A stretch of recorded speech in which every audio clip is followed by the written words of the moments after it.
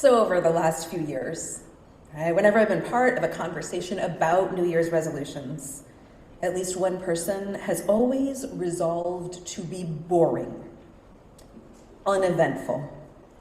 More than once, I have heard the plea, may this just be a precedented time. The last few years, for most of us, I think, have felt unprecedented. We've certainly heard that word more times than we can count. Whether we mark the historical millennium by the turn of the actual year, by the terrorist attacks of 9/11, whether we think of the election of Obama or the election of Trump as catastrophic in the end of our democracy, whether we believe vaccines are a life-saving gift or one more way Big Pharma has taken over the world, we don't have to agree on much to agree that the last 20 years have felt like constant upheaval. Upheaval in our lives, in our communities, in our country, and in the world. One of the reasons our Bible and our faith are such sources of comfort are that they are constantly reminding us we are not the first people to go through this. It might look different, but we are not the first people to go, what is going on? And can it please just go back to boring? The ancient Hebrew people lived through upheaval time and again. Jesus and his followers were living in upheaval, and then they became the unprecedented events of their world. Our ancestors in faith have weathered politics, plague, natural disasters, and daily life for centuries. So as we think about this idea of living through a rummage sale, we are relying on the work of Phyllis Tickle. She's a theologian who has passed, and I think her work can really help us understand these massive shifts that are just like bubbling around us. These shifts force us to sort our stuff out. And let's be clear, we are talking about physical stuff, right? What do we actually need? What is a habit? What is inheritance? That stuff I hold on to not because I know who that person in the picture is, but because it taps into something. What am I holding on to? Not because I want it, but because I feel like I have to. There's a sense of physical stuff here, but also there is a sense of someone in your ear being like, sort your stuff out. And it's not the physical we're talking about, but that friend, that therapist, that wise mentor in our lives going, go through what's in your head and get it together. Sort your stuff out. Now, Tickle uses the example of the Great Reformation to help us see how we as Western Christianity and culture have sorted our stuff out roughly every 500 years. So if you think back, you might not, it's okay, but you might remember from school or confirmation how in 1517 Martin Luther nailed his 95 Theses to the door in Wittenberg and started a whole thing of Reformation. You might even remember how we call this part of the Great Reformation, right? We don't talk about the Protestant Reformation because it wasn't merely religious. The religious Reformation happened at the same time that culture itself, all the stuff going on in the world they knew, was reshaping and reforming. Literacy rates were rising because of technology. The merchant class was reforming itself and paving the way for the middle class to become a major power player in their world. Local and national government structures were shifting. We were moving from fiefdoms and inherited land to these nation states that we now take for granted. But religion was changing for sure, but everything was changing. And that forced folk to sort their stuff out. We don't yet have the benefit of hindsight to help us see what's happening. But we do get the 24-hour news cycle, right? So we know that there are massive shifts going on, right? Religion is changing. Literacy is changing. I grew up in a church that was always shrinking and always dying. When I started teaching English at the college level, literacy meant, can you read written words on a page? By the time I left 6 years after I started, literacy no longer meant, can you read these words? It meant, are you able to adapt to the ever-changing digital landscape in a way that allows you to communicate? right? The very meaning of literacy has shifted. Our economic systems have shifted. Our government structures are shifting. Our world politics are shifting. Everything is changing, and it forces us to sort our stuff out, not just here, but as a church and as a church. Jesus did this for the first disciples. Today's story is foundational, right? John the Baptist is arrested. He gets into some political trouble. He's said some things he knew were going to annoy some people. He's in jail, right? And so after this, Jesus goes to Galilee and starts proclaiming God's good news. He's walking around. Now is the time. Here comes God's kingdom. Change your hearts and lives and trust this good news. Taking on John's words, Jesus is inviting people into something new. And so then, as now, we can assume that a guy walking around saying, change your hearts and mind, trust God, is going to attract some attention. Even if folk are accustomed to people doing unusual things, someone trotting along and declaring that God's kingdom is at hand is really more of a down by the river thing than an in the middle of town thing. And so as Jesus goes along the Sea of Galilee, he sees the brothers Simon and Andrew doing their job, right? They're fishermen. They are fishing for fish. And Jesus says, come on, follow me. I will teach you how to fish for people. Right away, Simon and Andrew leave their nets and they follow Jesus. And a little further down, the sons of Zebedee, James and John, are in their boat. They're repairing their nets. And Jesus calls to them too, and James and John follow Jesus, leaving their father and the hired workers in the boat. I kind of imagine this as like a Pied Piper situation, right? It's a quick walk, a quick call, and this like ever-increasing number of people just like hanging out, following Jesus. Where are we going? I'm not sure. I just said yes, right?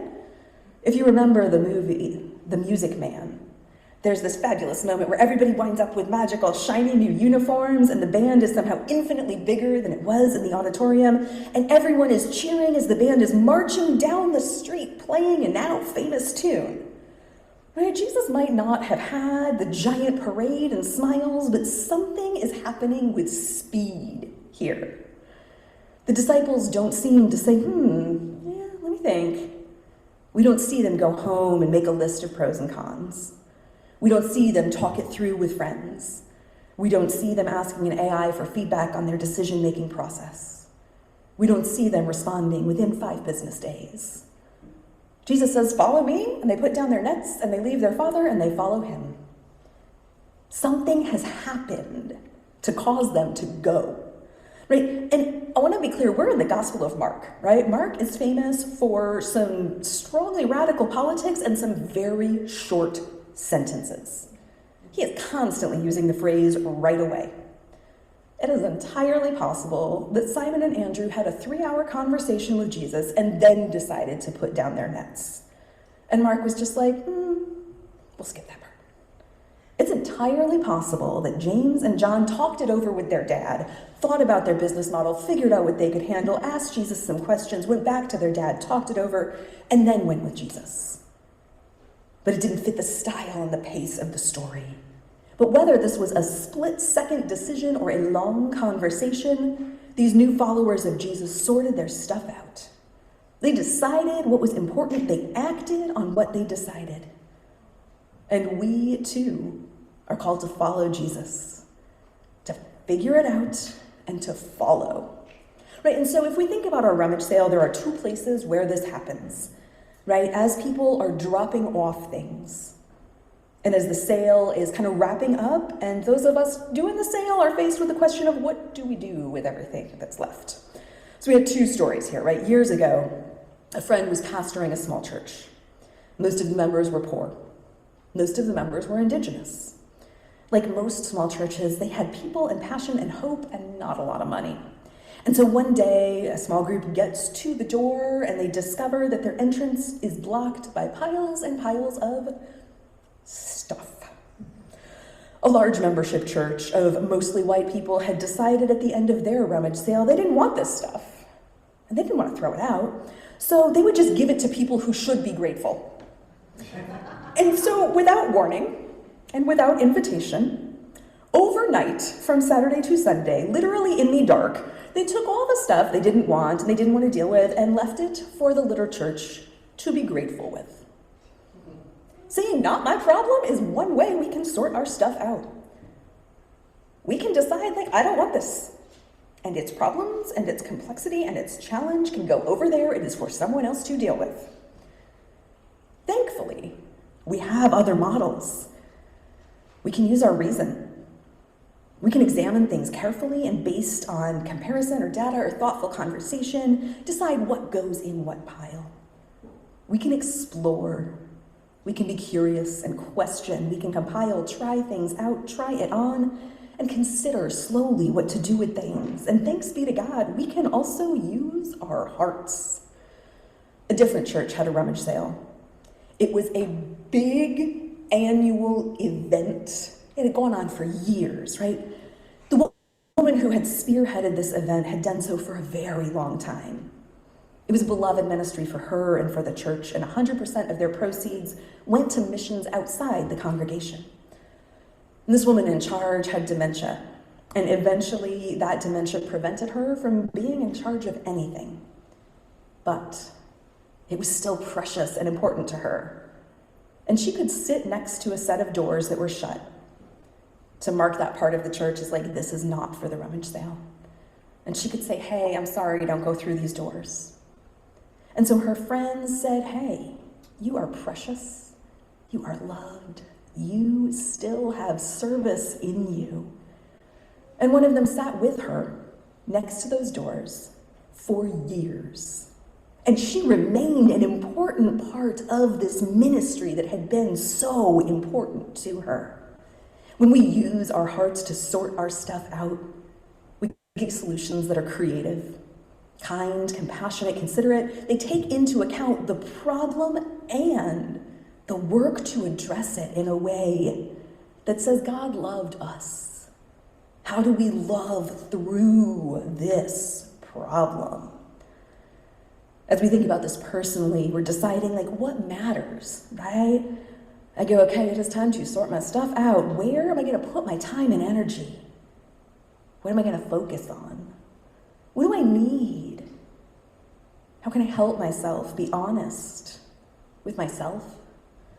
How can I tap into that vulnerability and say, here is where I need help, right?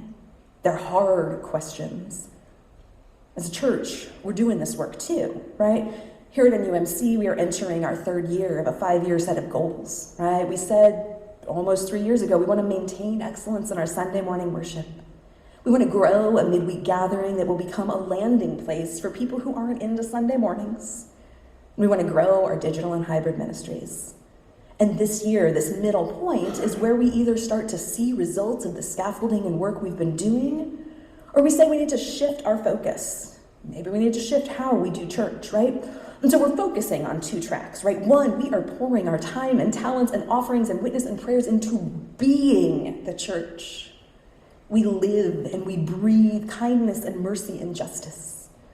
We are the active hands and feet of Jesus, where 40 some odd people show up on a Monday morning to pack bags, to make treats, to make cards. And we know that the impact happens for the people on the receiving end and the people in California, where somebody reads that article about this church and they go to their church and they say, hey, we have refugees in California. Can we do something like this for them? And that ripple goes out.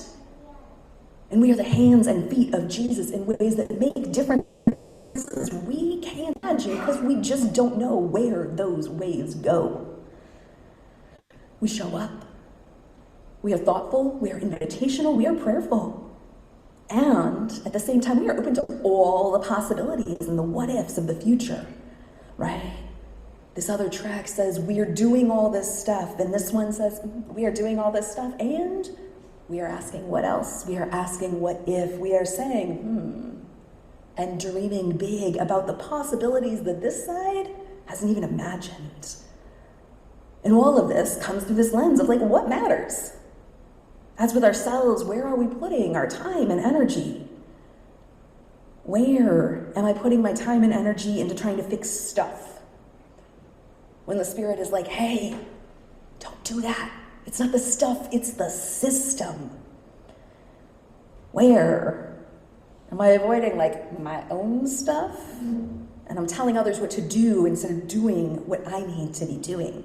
Right? Those lives we live in here are so intertwined with these lives we live here. When we sort our stuff out, it all goes together. And together, we start asking questions like, what does it mean to be the church? I read an article this week that was like, if your church can't answer the question, how do we serve the poor? Y'all need to go have a meeting right now and figure out how you're going to start answering the question. Because that is the work of the church. If your church can't answer the question, how do we build each other up? You need to figure that out. Right? What do we actually need to be the church? We wander down paths like, how do we serve? How do we build up? We wander down paths like, we've been doing this for a while. Do I love this picture? Or do I just feel like I should be keeping it? We start to ask questions like, what do we want? Instead of saying, what have we been doing? Right? We wander down paths. They don't all lead to the same end. They don't all lead to the end that God is calling us to do. But we believe that God has plans for us. That there is not one plan to prosper us and to give us hope in a future, but that God has infinite plans, infinite good ways where we can say yes to God and it will be good. And so we wander down all the paths. We say, do we have to have a building? Do we have to own it? Does it have to have pews? Do we have to have an organ? What about the stained glass the kids looked at? Do we need offices? Do we need a kitchen? Do we need libraries? What do we need? And the only thing we can agree on is people. And so we wander down another path. What does it mean to be the church? How do we want to serve?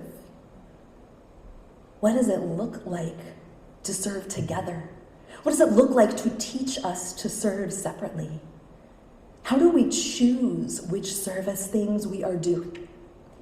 And how do we know when it is time to come to partners and say, we can't do this by ourselves, but you have space and we have people?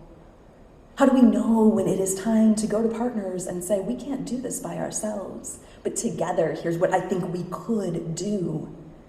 And as we wander down this path too, we realize that what we need are the people. Like Simon and Andrew and James and John, whatever we land on because Jesus calls us to change our hearts and our lives and trust the good news. And we gotta hit that last part hard, right? Change your hearts and lives. This one is familiar. This is what John's been saying. This is what we have heard of repentance. But Jesus says it a little bit differently. Trust the good news. It isn't easy, right? Trust for a lot of us means putting our hearts in places we can't control. And I don't know how many type A oldest daughters are out there, but it's not always easy. Change your hearts and lives and trust this good news. And what's the good news? The invitation to follow.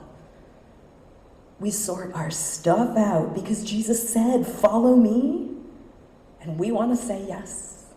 And whether it takes 3 seconds or 5 hours or 29 years, whether it is a thing we do throughout our lives or once and then we stick to it, however we say yes, we say yes. And then together, we follow Jesus. Thanks be to God. Amen.